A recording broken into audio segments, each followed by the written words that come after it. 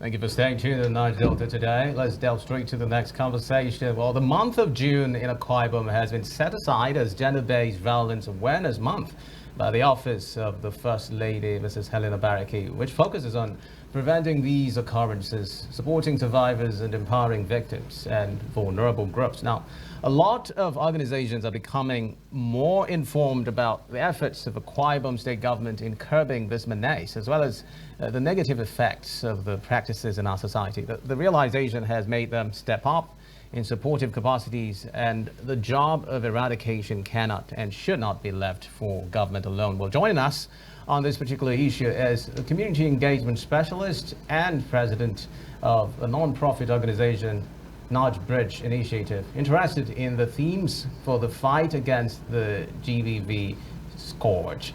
George Abiam joins us live on the program. You're welcome. Thank you. The program. We also have in the studio the Vice President of Niger Bridge, Barrister Editor Ting. You're welcome on the program. Thank you. Thank you very much. You're welcome, sir.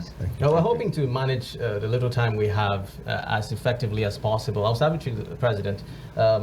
Talking about gender-based violence and what is obtainable here in the Niger Delta region, would you say there are peculiar incidences of gender-based violence that can be related to the Niger Delta region, or would you say it's more holistic? It's more holistic in terms of what has been going on in this region, and that is why we have, as Niger Bridge Initiative, are here to also assist the First Lady to make sure that these things are caught, so that we can be able to see how we can do as much as we can to bring about support in that area. Okay. You know, so Niger Bridge Initiative is also here to work with hand in hand with the First Lady to put these things in order. Okay. All right. So, sir, Niger Bridge, can you bring us up to speed as to what exactly you have been doing before this alignment or support with the Office of the First Lady? Well, we've been doing a lot. Okay. In terms of working with the girl child, Okay. you know, helping the girl child, and then also the boy child as well. You know, last month we went to see how we can help the girl child distribute sanitary pads at Eto'o Secondary School, and we're able to do that for 300 students. And we also have touched lives in terms of the male child as well, the boy child, boy of honor. We call them boy of honor. Okay, so what have Yes. you actually done for the male children? Because all attention is being focused on female children. So what have you done for the male child? You know, the male child, after training the girls and taking care of them, they are to get married to the male. Sure. And if you don't take care of the male child, the girls will find themselves in a violence relationship.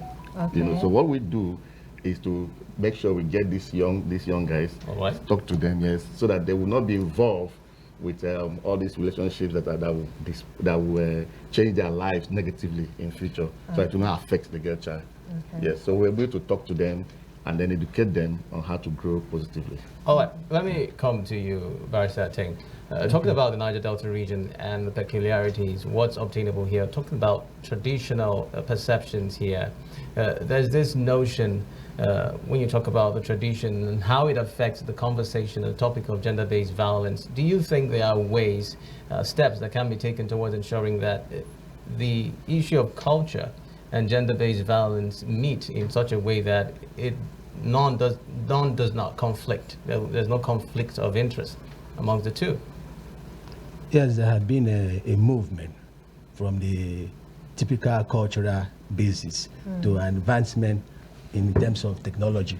So there are a lot of applications that can actually be used to stem the gender-based violence based on gender.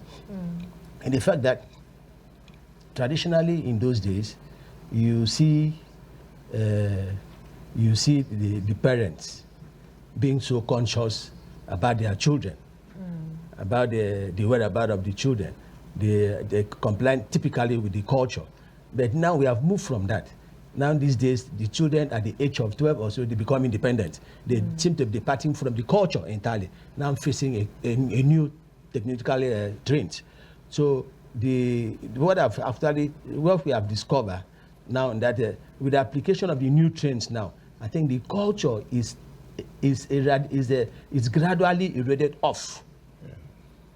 It's gradually eroded off, and in that regard, the attention on too much culture is not the right thing to handle the gender-based violence. Okay. Rather, is educating the people concerned, the male and the female. Okay. At the same time, that's where I look at it. Okay, now you talked about the male child and the female child, but recently your attention shifted to market women. And also there was this verdict by the court where a woman has been sentenced to 2 years in confinement as against the earlier perceived death by hanging. So why the shift from the male child or female child to women, market women? Well, I've been one of the advocates that kicking against too much concentrating on the female child. Mm. You see, I remember the one of the questions we did in a mixed school. Mm. We discovered that the male children are not attentive. Okay. I remember in that occasion, out of 200 students we only had 10 of the male.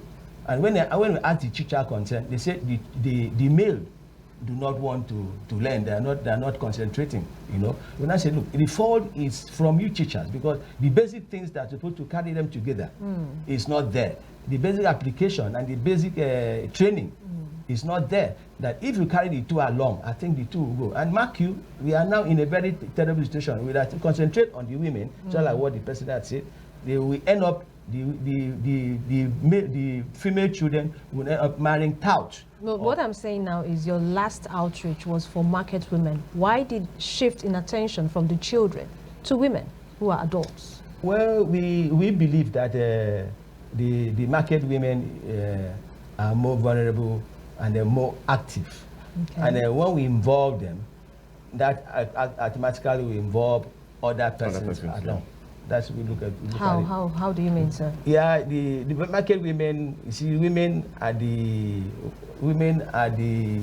most active part of society. Okay. Women, in fact, are the busiest part of the society. They are the integral part of the society. Okay. And once you catch them, other things will be added to. The market woman who is a wife at home will be able now to actually now easily carry along the daughter and carry the male. When they are empowered. Okay.